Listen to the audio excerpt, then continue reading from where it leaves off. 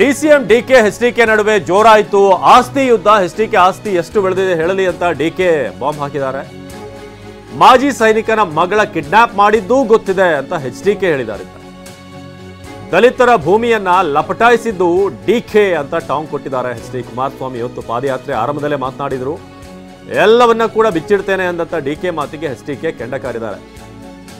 ಏನ್ ಬಿಚ್ಚಿಡ್ತೀಯ ಬಿಚ್ಚು ಅಂತ ಎಚ್ಡಿಕೆ ಓಪನ್ ಸವಾಲ್ ಹಾಕಿದ್ದಾರೆ. ರಾಜ್ಯ ರಾಜಕೀಯದಲ್ಲಿ ಜೋರಾದಂತ ಪಾದಯಾತ್ರೆ ಪಾಲಿಟಿಕ್ಸ್.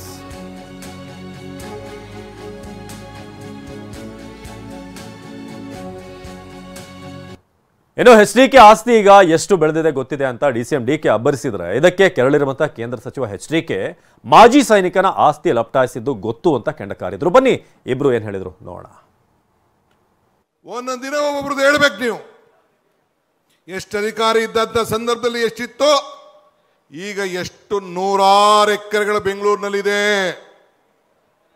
ಕೇತ್ಕನಹಳ್ಳಿ ಆಮೇಲೆ ಮಾತಾಡೋಣ. ಲಾಸ್ಟಲ್ಲಿ ಬೆಂಗಳೂರಿನಲ್ಲಿ ಏರ್ಪೇಟು, ಚಿಕ್ಕುಪ್ಪಿ, ದೊಡ್ಡಕುಪ್ಪಿ, ಕನಕಪುರ ರೋಡು, ನೆಲಮಂಗಲ ರೋಡು, ಅಲ್ಲಿ ದೇವರಹಳ್ಳಿ, ಇಲ್ಲಿ ಗುಮ್ಮಳಗೋಡು ಪಕ್ಕ ಎಲ್ಲ ಎಷ್ಟೆಷ್ಟಿದೆ ಅಂತೇಳಿ ಮಾತಾಡಬೇಕು. ಹೆಂಗ್ ಬಂತು, ಏನಾಯ್ತು, ಎಷ್ಟಕ್ಕೆ ತೆಗೆದುಕೊಂಡ್ರು, ಮೂಲ ದಾಖಲೆ ಎಷ್ಟಿದೆ, ಎಷ್ಟು ಸುಟ್ಟೋಗಿದೆ, ಎಷ್ಟು ಬಳಕೊಂಡಿದೆ ಅಂತ ಹೇಳ್ಬೇಕು. ನಾನು ಮೈನಿಂಗ್ ವಿಚಾರಕ್ಕೆ ಈಗ ನಾನು ಮಾತಾಡೋಕೆ ಹೋಗುದಿಲ್ಲ. ಲೋಕಾಯುಕ್ತ ಎನ್ಕ್ವೈರಿ ಬಗ್ಗೆ ನಾನು ಮಾತಾಡೋಕೆ ಹೋಗುದಿಲ್ಲ.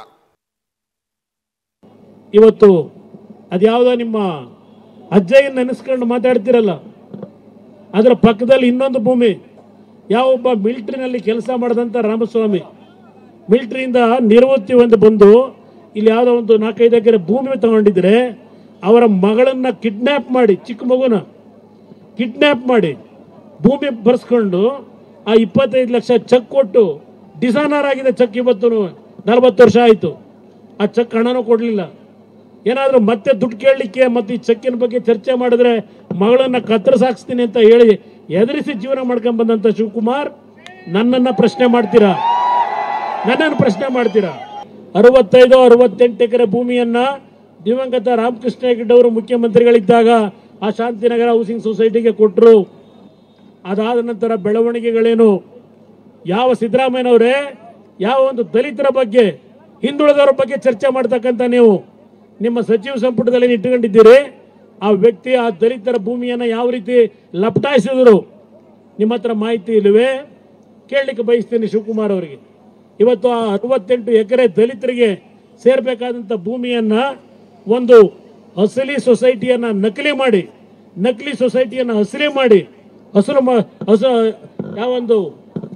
ನೀವು ಮಾಡಿರ್ತಕ್ಕಂಥ ಒಂದು ಕರ್ಮಕಾಂಡ ಏನಿದೆ, ಅಸಲು ನಕಲು ಏನು ಮಾಡಿದ್ರೆ ಆ ದಲಿತರಿಗೆ ದೊರಕಬೇಕಾದಂತ ನಿವೇಶನಗಳನ್ನ ಲಪಟಾಯಿಸಿದಂತ ನಿಮ್ಮಂತ ವ್ಯಕ್ತಿ ಕುಮಾರಸ್ವಾಮಿ ಆಸ್ತಿಯ ಬಗ್ಗೆ ಚರ್ಚೆ ಮಾಡ್ತಕ್ಕಂಥ ನೈತಿಕತೆ ನಿಮ್ಮಲ್ಲಿದೆಯಾ?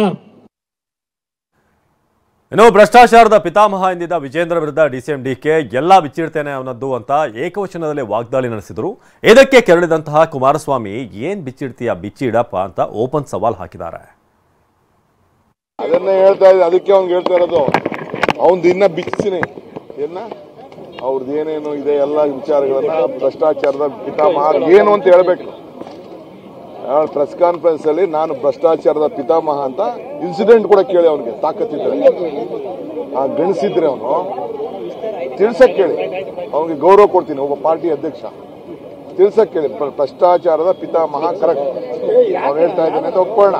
ಹೇಳಕ್ ಹೇಳಿ, ಯಾವ್ದು ಭ್ರಷ್ಟಾಚಾರ, ಯಾವ ತನಿಖೆ ಆಗಿದೆ, ಎಲ್ಲಿದೆ, ಏನ್ ಭ್ರಷ್ಟಾಚಾರ ಅವ್ನು ಗೊತ್ತಿದ್ಯಾ? ಈಗ ಉಪಮುಖ್ಯಮಂತ್ರಿಯಾಗಿ ಸದಾಶಿವನಗರದಲ್ಲಿ 3 ಜನ 70 ವರ್ಷದ ತಾಯಂದರು, 3 ಜನ 70 ವರ್ಷದ ತಾಯಂದರು, ವಿಧವಾ ತಾಯಂದರು, ಅವರ ಮೇಲೆ ಒತ್ತಡ ಹಾಕಿ ಇವತ್ತು ಉಪಮುಖ್ಯಮಂತ್ರಿಗಳಾದ ನಂತರ ಸದಾಶಿವನಗರದಲ್ಲಿ ಅವರಿಗೆ ಹಲವಾರು ರೀತಿಯ ಜೀವ ಬೆದರಿಕೆ ಹಾಕಿ ನಿಮ್ಮ ಮಗಳ ಹೆಸರಿಗೆ ಸೈಟ್ ಬರ್ಸ್ಕೊಂಡಿದ್ದೀರಲ್ಲ ಸದಾಶಿವನಗರದಲ್ಲಿ, ಆ ಕೆಲಸ ಮಾಡಿದ್ದೇವ? ಏನು ಬಿತ್ತಿದೆಯಪ್ಪ ನಿನ್ನ ಹತ್ರ? ಬಿಚ್ಚಕ್ಕೆ ಏನಿದೆ? ಅದೇನೋ ನೆನೆ ಹೇಳ್ಕೊಂಡಿದ್ದೀರಿ. ವಿಜೇಂದ್ರ ಅವ್ರದ್ದು ನಮ್ಮದು ಏನೋ ಬಿತ್ತಾರಂತಲ್ಲ, ಬಿಚ್ಚಪ್ಪ.